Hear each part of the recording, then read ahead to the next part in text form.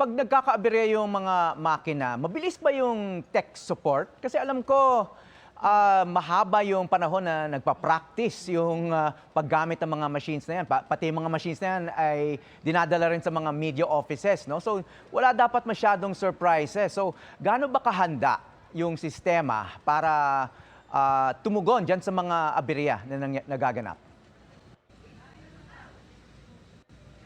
Well, Howie, doon sa una mong tanong kung gaano ba kahanda nung pumunta ako rito bago pa magsimula yung mismong botohan dito sa mismong polling place na ito sa GB Lontoc Memorial Integrated School ay sinabi naman nila na handang-handa naman sila at ilang training naman daw yung ginawa nila. Hindi lang dito sa polling place na ito, kung hindi pati na rin sa buong Lipa City.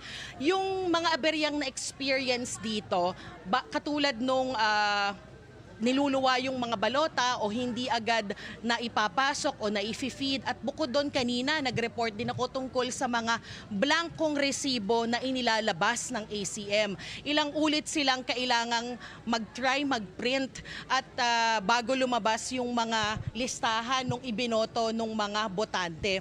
Yan daw yung mga ilan sa klase ng aberya na hindi inasahan ng mga miyembro ng Electoral Board base na rin sa pakikipag-usap natin kanina. Kaya tama ka, kahit daw ilang training na yung ginawa nila, meron pa rin silang mga experience na unexpected na mga problema at sabi nga nila technical difficulty. Pero yung maganda naman, at least dito sa na-witness ko dito sa GB Lontoc Memorial Integrated School ay humahaba lang yung duration pero nabibigyan namang solusyon. Katulad nung sa mga balotang iniluluwa ng makina, may mga nakatutok na mga miyembro ng EB doon sa mismong tabi ng machine para i-assist yung mga botante sa pag-feed o pagsusubo ng balota.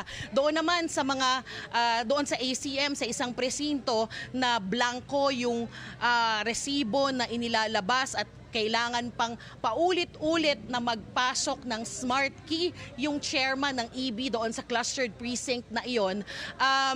Inabot din ng oras bago sila mapuntahan ng DESO technician na naka-assign dito sa school. Pero naayos naman daw at sa ngayon ay tuloy-tuloy daw yung kanilang pagboto. So to answer the question kung gaano kabilis, compared doon sa mga na-experience natin o na-witness natin ng mga nakaraang eleksyon na gumagamit pa noon ng VCM, ay mas mabilis ngayon yung pagresolba.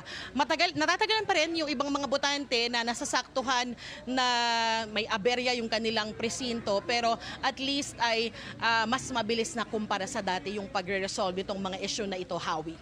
Okay. Maraming salamat, Darlene Kai sa Lipa, Batangas.